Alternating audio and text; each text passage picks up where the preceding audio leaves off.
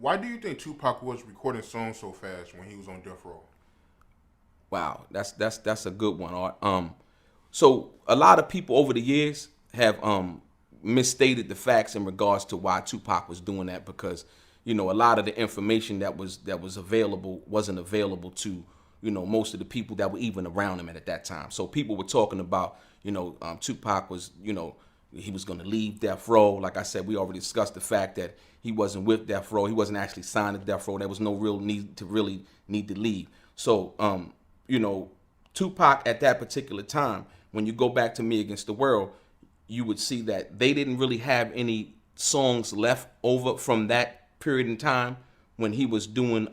They probably had a few, but not as many as they did when he came to death row. Tupac being having recorded 3 more albums for Interscope. Basically, Tupac probably should have only recorded around 40 songs. You know what I mean? When you deal with a 3-album situation. But he recorded upwards of 150 songs, if you will. So from that perspective, that just goes to show you that he was in a different mindset. And I'm going to tell you the reason and the facts behind that mindset. When Tupac left prison, before Tupac came to death row, right? What people don't understand is they didn't know whether Tupac was going to agree to be under the same umbrella when, Interscope being the distributor of death row, right? So it all worked hand in hand. So they weren't sure whether Tupac was going to agree to come and record under the death row banner, right? So what they did was, to see if he would do that, when they went to see him in prison, they needed confirmation of what he was going to do. And so when they went to the prison, they needed that information, but they needed him to agree to, hey, we would do that. So this piece of paper right here, this is the copy of the original document that he signed with Suge, basically stating all of the things, the conditions that would then be entered into a contract, if you will, right? And so by him signing this, now it's confirmation, okay, cool, he's agreed to do it, right? So when you deal with that fact, that's fact number 1. So now we have confirmation from Tupac as to, yeah, he agrees to it. But once he agrees to it, all of these things that he agreed to in that agreement, basically, it didn't happen. But there was one clause in there that was very, very important that Tupac believed in his heart would happen. And it basically says that Suge Knight would basically, and I'm paraphrasing, Suge Knight would basically have a contract set up with Death Row Records for Tupac to sign. And that agreement contained some of those elements, right? But once that was done, then the real paperwork began. And this is what I tried to explain to everybody, right?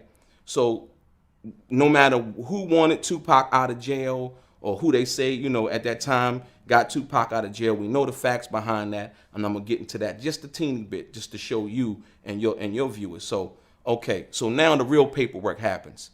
This is on that paperwork right here. This agreement right here is on September 15th. So after that happens, they say, okay, he agrees to it. So now the money that they use or the money that they added up to get Tupac out of jail came from Me Against the World. Remember, Me Against the World was number 1 while he was in prison. Right. Beat out Bruce Springsteen in the whole 9 yards, right? So they calculated, it was a calculated move. So they calculated that. They said, okay, cool. The bail is, 1.4, whatever. And remember, when Tupac was trying to get out of jail, first, he was denied bail. So most people ask the question as to, well, why didn't Interscope just, get him out? You know what I mean? He was denied bail. He had to appeal that situation in order to get out of jail, right?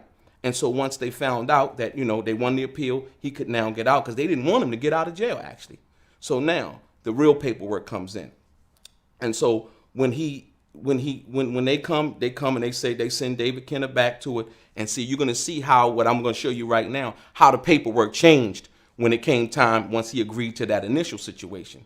So in the second time when they went back to see him, so they came back and they had this paperwork right here. See how it changed? See, this is that legal and binding thing. Right. Right. This is the stuff that when you handle your business and you covering all the P's, the Q's, and dotting your I's and crossing your T's, this is what they bring to the table, right? So now, what you got to understand is, in dealing with this fact, on this situation and dealing with Tupac, you got to understand, Tupac had to. He would have not gotten out of jail if he did not sign this agreement. This agreement right here contains a power of attorney. So he was granting Interscope, not Death Row. They don't mention Suge Knight in here. Once again, I told you that Interscope, Atlantic, them paid his bail. This is the bail agreement. This is the actual agreement that Tupac had to sign. But most importantly, in this agreement, there was one paragraph that was more important than anything that you possibly could ever think of or see in Tupac's career that most people didn't know at the time. So that's why I say a lot of people came out with misinformation. And it says, and I'm gonna read, in connection with such assignment, Shakur and ODG Records, and that's Out the Gutter Records. So most people didn't know. Tupac was Suge Knight. Before Suge Knight was Suge Knight, he had his own record label, which was Out the Gutter Records. That's what Me Against the World was released under.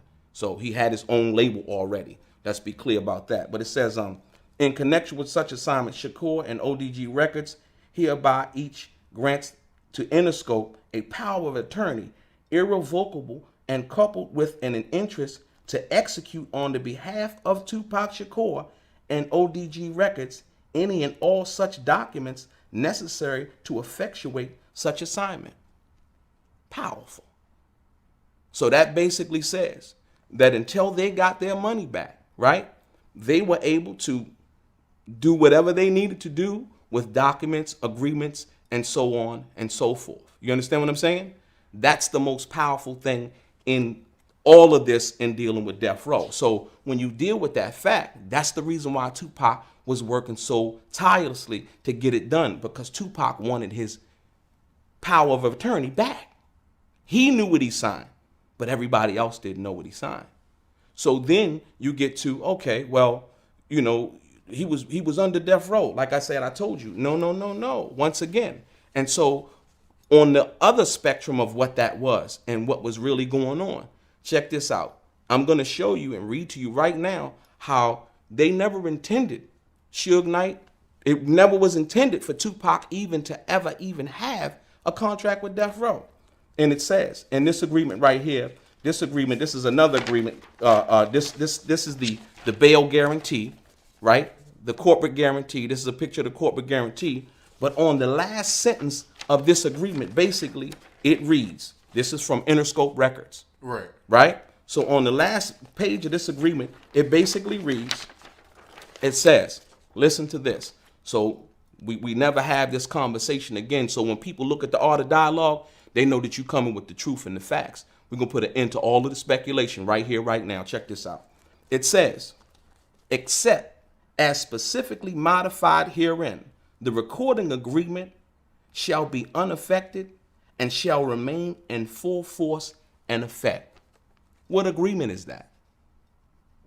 That's the agreement with Interscope Records. It was never to change. Tupac was only under the banner of Death Row. Like I said, Death Row didn't even cut royalty checks. Interscope did. The marketing and promotion came from Interscope. All of those things. So like I said, at the end of the day, you know, you have it here, Art. That's the reason why Tupac was working so tirelessly to get out of that situation. Furthermore, once again, most people didn't know this, that Tupac had an $80 million deal with Warner Brothers. It was a multimedia deal. He had an $80 million deal waiting on the table over at Warner Brothers that Quincy Jones helped to facilitate.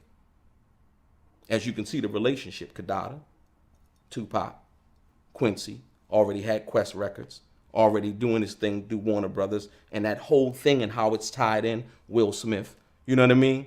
That Warner Communication, that whole umbrella.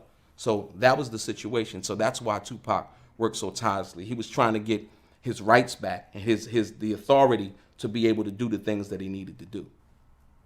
And just so you know, like I said, once again, man, you know, these documents are actually signed by Tupac and all of the people that were involved in this situation. And it mentions nothing about Death Row. Like I said, facts.